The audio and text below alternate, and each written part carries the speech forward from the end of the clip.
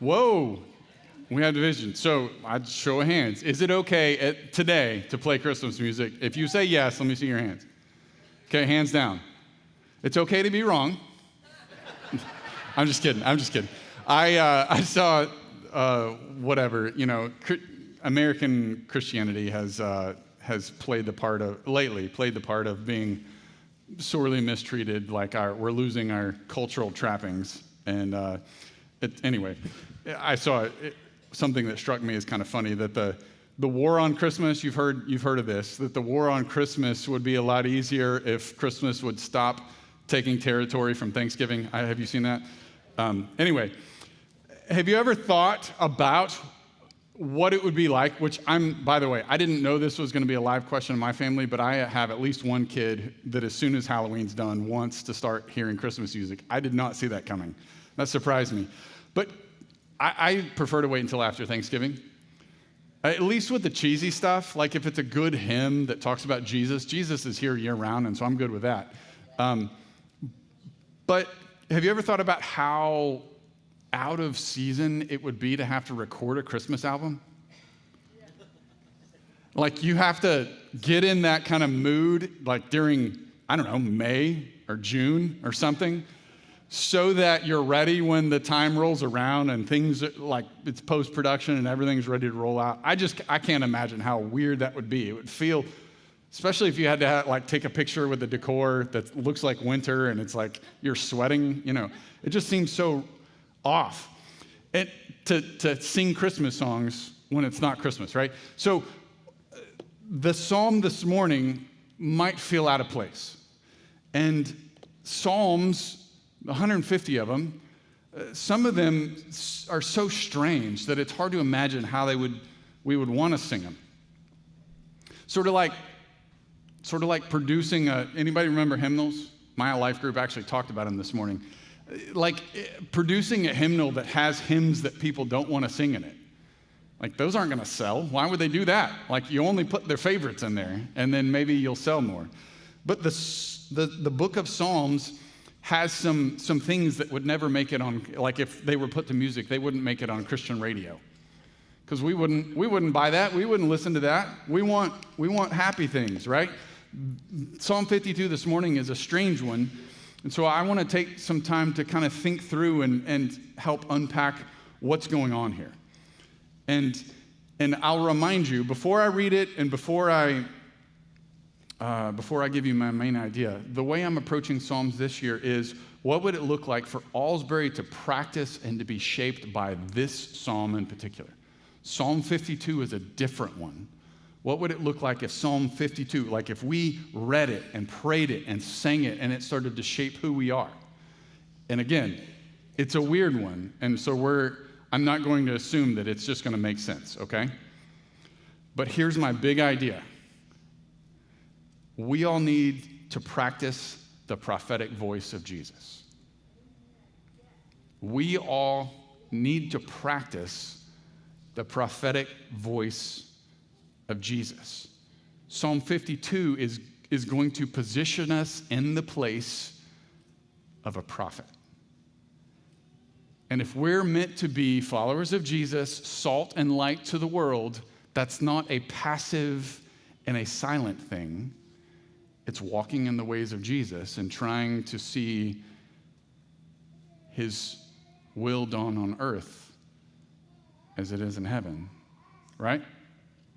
Okay, so we all need to practice that. Let me read Psalm 52 and try to give you a little perspective on why this would shape us the way it does. Okay, Psalm 52, I'm going to read the heading because it's helpful. It says it's to the choir master, and by the way, I'm in the ESV today, just mixing it up, English Standard Version. Psalm 52, to the choir master, a maskil of David. Maskil maybe is a Hebrew word that implies it's like a wisdom type poem. When Doeg the Edomite came and told Saul, David has come to the house of Ahimelech. If you don't know that story, 1 Samuel, you can read it today, later. I'm not going to read it today, but it's a good one to know. Verse 1, why do you boast of evil, O mighty man? The steadfast love of God endures all the day. Your tongue plots destruction. Like a sharp razor, you worker of deceit. You love evil more than good and a lying more than speaking what is right. And then there's the word Selah. Verse 4, you love all words that devour, O deceitful tongue, but God will break you down forever. He will snatch and tear you from your tent. He will uproot you from the land of the living. Another Selah. The righteous shall see and fear and shall laugh at him, saying, see the man who wouldn't make God his refuge, but trusted in the abundance of his riches and sought refuge in his own destruction, or you might say his own threats. It's the same word that's in verse 2. Back to verse 8. But I am like a green olive tree. It's the idea of being leafy and vibrant. I'm like a green olive tree in the house of God. I trust in the steadfast love of God forever and ever. I will thank you forever because you have done it. I will wait for your name, for it's good in the presence of the godly. Okay. Can you imagine putting that to music and it being popular on Christian radio? Not for a second. It would not make it out of the studio, would it? And yet, God has put it in Scripture to shape us. And so if we ask, what would it look like for Alsbury to practice and be shaped by Psalm 52? I think it would put us or help us realize, wake up to the idea that here on earth, we reflect to the world and we hold the position of a prophetic community. And here's a key insight, okay? Psalm 52, verse 1, the very beginning, confronts a negative reality with, why do you boast, oh, mighty man or warrior or something like that? Why do you boast of evil? Confronts that with a matching truth, that God's steadfast love endures all the day. And then the psalm teases out a prophetic application of those two truths, the mighty man, the warrior, boasting in evil, versus God's steadfast love that's constant. And it teases those out, kind of in three movements, okay? Okay, yeah. Three movements. The first one is you saw it, is the psalmist addresses or confronts this mighty man, this big shot, which might be more talking trash. It might be, hey, big guy, big player, tough man. God's steadfast love is constant. Why are you boasting of evil? And then the second movement is talking about what God's going to do in response to that. And the third movement is how is the psalmist going to invest in the community around him. So those are the three kind of sections of the psalm. It's not very long, but I'm going to have three observations for each section so that we can move kind of quickly. Now, again, thinking about how would this shape us if Psalm 52 really got a hold of us. Here's what I think. My wife had a friend some years ago that we found out after a rough conversation during the day at work or at school or whatever. She had this habit. At the end of the day, she would stand in front of the mirror and she would reflect on what happened, and she would say to the mirror what she wished she had said in that conversation that went sideways. And I could see a couple of benefits from that. One is it would help her accept that this isn't going to change, like the opportunity is gone. But it would also prepare her for the next time a similar situation came around. She would be a little more prepared. She would know what it looks like to be who she intended to be in that weird circumstance or in that confrontation or in that conflict. She would see herself quite literally as the person she intended to be, and so she would be prepared next time. So think about Psalm 52 as it's a spiritual mirror for us to be ready to represent God in the world when things go sideways. Does that make sense? Okay, so we all need to practice the prophetic voice of Jesus. That's what I mean. So the first big section where the psalmist confronts this big dog, this tough guy who's boasting in evil, Broadly speaking, this section shows us that we would speak against the powerful who mistreat others. So again, 3 observations from this section about speaking against the powerful who mistreat others. 1, Psalm 52 would enable us to identify them better because we don't always identify them very well. Because human beings are mesmerized by a good presentation. So if a bully is impressive, we'll not realize he or she is a bully.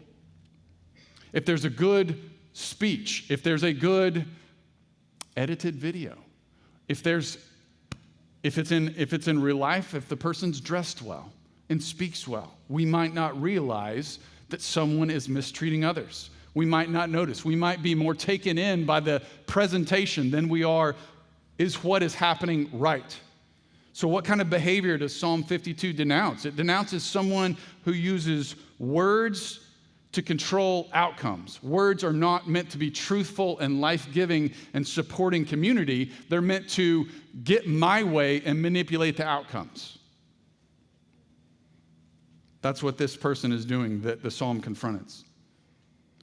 These are words that are threats. They could be insults. They could just be instructions to subordinates. Or they could be outright lies. These sorts of words manipulate outcomes. And the psalm would teach us to confront someone doing this. This might be someone who looks at a position of leadership as a reward rather than a responsibility to the people he or she leads. This might be someone who looks at wealth as an advantage that I can use for myself rather than as a responsibility to use God's resources well. Someone who looks at power as freedom from accountability for my actions. That's the kind of person that Psalm 52 confronts. And if we let Psalm 52 get a hold of us, we would not be so impressed with them. We would see them for what they are and be willing to use the prophetic voice of Jesus. So that's one observation. A second observation about speaking against the powerful who mistreat others, Psalm 52 would also warn us not to ignore practicing the truth ourselves. This comes from the heading.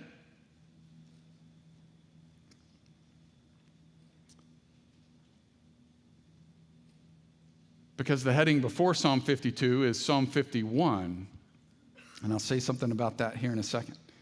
It's hard for us to care about justice and loving our enemies, which are things that Jesus wants us to address, when we're more interested in power and the advantages that come from being powerful. Another way of saying that, American politics does not help us follow Jesus. American wealth does not help us follow Jesus. It makes us focus on the wrong things instead of the ways of Jesus. Doeg the Edomite, the guy in the heading, he chose his own influence over compassion for others. You can go back and read the story in 1 Samuel. His words put people at risk, and he followed through with violence. And Psalm 52 is a great confrontation for someone who does that. But Psalm 52 follows Psalm 51. In Psalm 52, it's maybe from the perspective of David in his 20s saying, Doeg, you in your selfish influence chose getting ahead over doing what's right for other people who are vulnerable. But that's David in his 20s. Right before Psalm 52 is Psalm 51, where David, maybe in his 40s, was Doeg.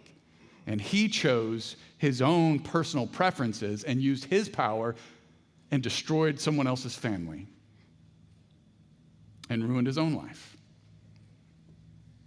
So Psalm 52 would confront us as well, that we have to practice the truth. If we're going to represent Jesus in this world, it can't be just that we're out there blasting other people. It's that we have to walk in the ways of Jesus ourselves. And here's just a really uncomfortable question. When was the last time you realized that you were harming other people? You might say, that's a dumb question. It doesn't happen.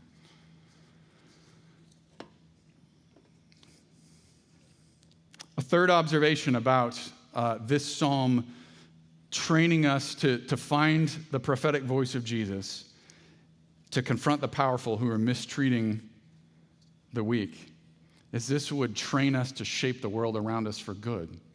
The goal of Psalm 52 is not just that we would be confrontational. The goal is actually to make the world better. It would help us dismantle physical and institutional injustice. Psalm 52 would position us to see when there's physical injustice, physical abuse, or maybe institutional injustice or abuse. People maybe in the home who are abusive or manipulative, maybe not your home, but maybe a home of someone else. Or maybe it is in your home.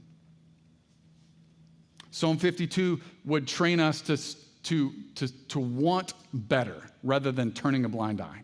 Not my problem. It would train us to see when there's maybe institutional injustice in public service, or maybe on the job in the workplace, or maybe in the neighborhood.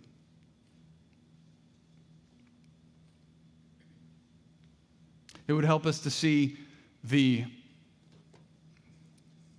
way that people are mistreated, like bad loans that punish the poor, or maybe uneven law enforcement, or maybe uneven access to resources, or maybe policies that reward supporters of a particular politician and punish those who disagree. Psalm 52 would shape us to see those things and be willing to say, that's not promoting a better world. The prophetic voice is what the Lord likes to use to actually make the world better. So Psalm 52 would train us to help dismantle physical and institutional injustice, but also it would train us to overcome principalities and spiritual forces of evil. We see in the New Testament that Jesus exorcised demons with an O. It's hard to say exercise or an exercise, but he actually confronted spiritual forces of evil and sent them away and freed people from the oppression of the enemy. The apostles and the prophets did similarly. And they also said that spiritual forces sometimes stand in the way of the broader good, not just at the individual level, but at bigger levels, communities and nations. Psalm 52 would train us to shape the world for good. As we stand in the way of Jesus, walking in his ways, we would see that Jesus gave authority to his disciples to carry on his work, not just to enjoy the good life, but to make the world better in his name. The prophetic voice is what Jesus uses to liberate people who are in bondage to spiritual powers. So that's the first section. When the psalmist says, "Why do you boast of evil?" Warrior, big guy, tough guy. The steadfast love of the Lord is constant. It's all day. It would have us confront.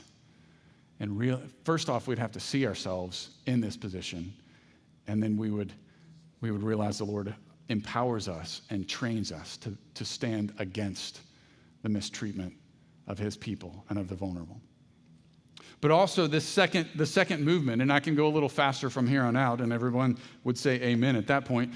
But from verse 5 onward, we see that Psalm 52, if we prayed it and sang it and read it and practiced it, if we looked in the mirror and did what it tells us to do, maybe this would be a little more comfortable than that first section. We would pray differently for those who are mistreated. We would pray differently about the powers that mistreat them. Again, 3 observations here. Psalm 52 would train our eyes to see the before of the model prayer. You remember the model prayer where Jesus taught us, your kingdom come, your will be done on earth as it is in heaven. Psalm 52 would help us see that his will is not done yet. And so it would train us to pray and to actually see what's happening around us rather than being so occupied with our own pursuit of wealth and power that we don't notice. Psalm 52 would also bring compassionate mourning into our prayers. Remember, Jesus also from the Sermon on the Mount said, "Blessed are those who mourn, for they will be comforted." That is the direction his kingdom is going. He's going to make everything sad come untrue, to quote one of my other favorite authors.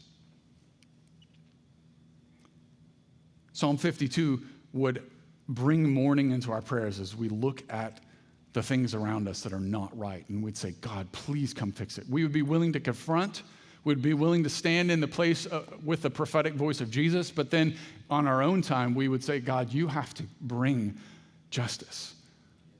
We're representing you, we're speaking up for you, we're not going to use methods of injustice to try to accomplish your will."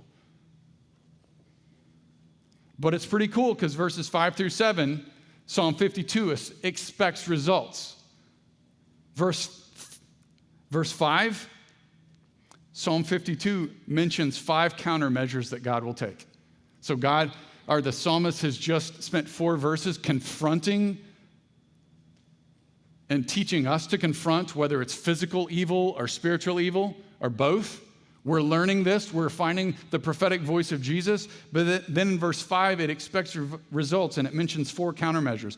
God will break you down forever. He will snatch and tear you from your tent and uproot you from the land of the living. That sounds pretty definitive to me.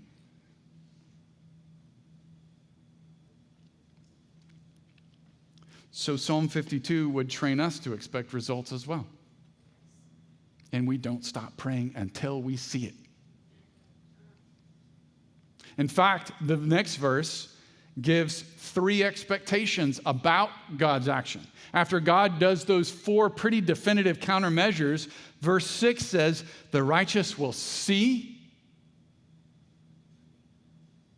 and fear and laugh." If we can see God's action, then that's a pretty tangible answer to prayer, is it not?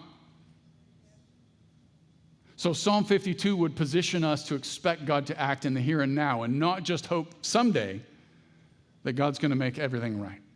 He will. But in the meantime, standing in the place with the prophetic voice of Jesus, we can also pray and ask and expect that we'll see some results here and now. And it's not just keeping our head down. They will see and they will fear. That is kind of reinforcing their view of how God rules the world. And then they'll laugh. Not in a mean sort of way, but isn't it a little bit ironic that this tough guy over here has trusted in wealth and his own position and threats when God is in control of everything?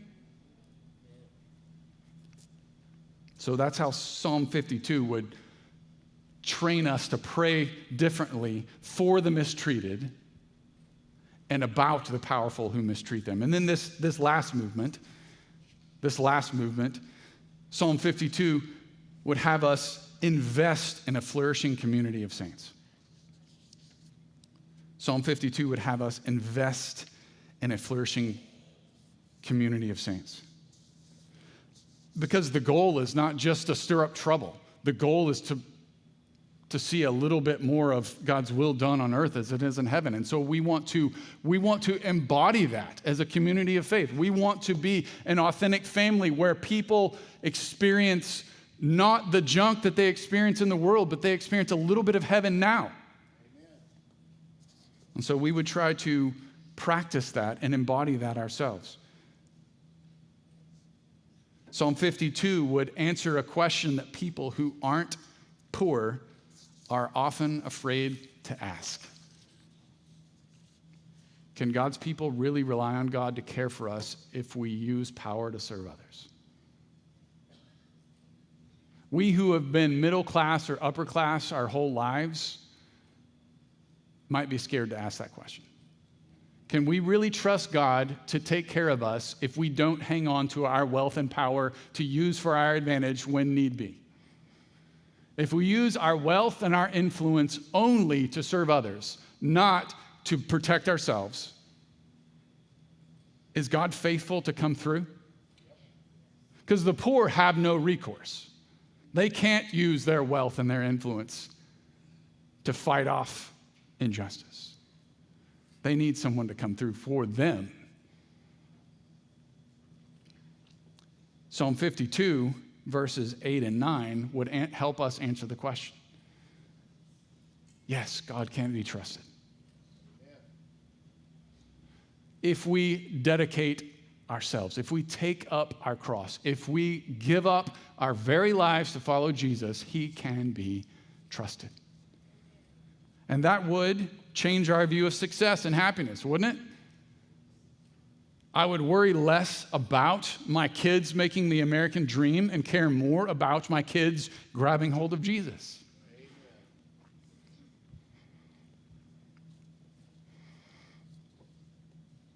Psalm 50, another observation from this last section. Psalm 52 would align us more with Jesus' teachings about peacemaking and justice. He can be trusted, and we can expect him to act in this life. And lastly, a last observation, and then we're almost done, and I'm going to have us do something fun. And fun's not the right word. I'm going to have us do something awkward to end my time with you. But one final observation. Psalm 52 would train us to hope in the name of Jesus for our present time. As the King of Kings who authorized us to carry on his ministry, we would say we have his authority to make a difference here and now. Psalm 52 would train us to hope in his name. In the ESV from which I'm reading today, the very last verse says, I will thank you forever because you have done it. You've acted, you've taken action, and I will wait for your name. And it's a word that's sometimes translated hope, depending on which version you're using. I will hope in your name. And that's a phrase that never occurs anywhere else with this verb and this object, where you hope in his name. What's interesting about this, can you geek out with me a little bit about a little bit of Hebrew language? The book of Psalms is divided up into kind of 5 books based off of the headings. This is book 2. It starts in Psalm number 42 and runs through Psalm number 72. And the name of God appears very little in this section. You remember the Hebrew name of God? Yahweh, yeah. Here, if you noticed in Psalm 52, it only uses the title God. It never uses the Hebrew name Yahweh, which is in our English Bibles is always Lord and all capital letters to show us that it's different than the word Adonai, which is the Hebrew word for Lord or master. So it's cool that this is talking about his title, because here the name, the psalmist is saying, I will hope in your name. And when we as followers of Jesus get to the New Testament, what is the name that's above every name? Well, yeah, what's the name that the demons recognize and shudder? What's the name at which every knee will bow in heaven and on earth? So we can hope that the King of Kings, whose name is Jesus, will actually act as we follow, as we obey, as we take the risk and stand in the place and learn to use the prophetic voice of Jesus. We can expect and hope, and Psalm 52 would train us that we've been authorized to carry on his ministry. But also other people, the poor and the downtrodden and those who are mistreated by these forces of evil, they could learn to hope in the name of Jesus as those who carry his name become a refuge in this life. The family name of Christian, where people can find welcome and a shelter when they need a friend and a shield. We can hope in his name that he will use us to advance his cause in the world, and we can be a shelter. Psalm 52 would train us to do that. Okay? Now let's try something awkward. Like my wife's friend from years ago who would look in the mirror, we're not going to be able to just pull this out sometime whenever we've never practiced it. I want you to read Psalm 52 out loud with me. We're going to do it from the New Living Translation. It's on the screen, I believe. I've got it printed on my notes. The New Living Translation is going to put it in the way almost like we would talk, right? It's going to sound less Bible-y language and more like ordinary talk. And I want you to hear yourself, hear your own voice, starting the line up with the prophetic voice of Jesus, okay? You ready? Is it on the screen? Okay. Let's even read the little directions, okay? You ready? I'm going to keep asking you if you're ready because I'm nervous about this. Okay, here we go. For the choir director, a psalm of David regarding the time Doeg the Edomite said to Saul, David has gone to see Ahimelech. Why do you boast about your crimes, great warrior? Don't you realize God's justice continues forever? All day long you plot destruction. Your tongue cuts like a sharp razor. You're an expert at telling lies. You love evil more than good, and lies more than truth. Interlude.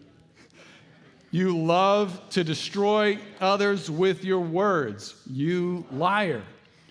But God will strike you down once and for all. He will pull you from your home and uproot you from the land of the living. The righteous will see it and be amazed. They will laugh and say, look what happens to mighty warriors who do not trust in God. They trust their wealth instead and grow more and more bold in their wickedness. But I am like an olive tree, thriving in the house of God. I will always trust in God's unfailing love. I will praise you forever, O God, for what you have done. I will trust in your good name in the presence of your faithful people. And God's people said, amen. Go and do it. Let's pray. Jesus, we hear that you said that we would be taught to do all that you commanded. Lord, I believe that in your earthly life, you learned how to pray, and you probably said things like Psalm 52. And I know you confronted spiritual forces of evil, and I know you confronted Herod, and in some ways Pilate, and definitely some religious leaders who were involved in some serious spiritual abuse and even some verbal abuse and some other things. And you became a safe place, a refuge.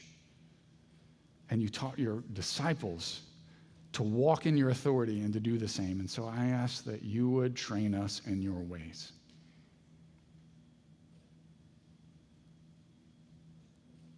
So that as you were in this world, we would also be.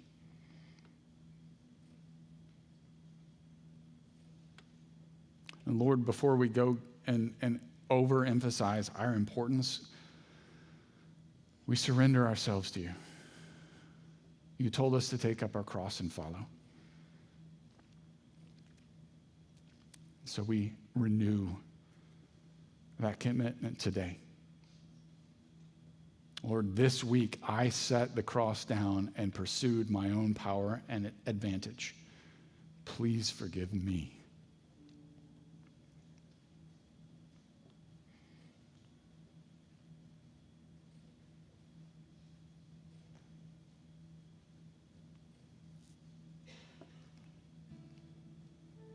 Would you make your name in us so potent, your name on our lips so effective, that we would see darkness flee, not someday, but this week.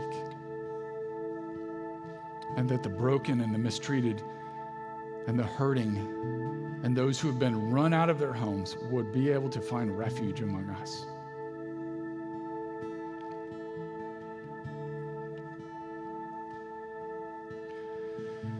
Because you're kind.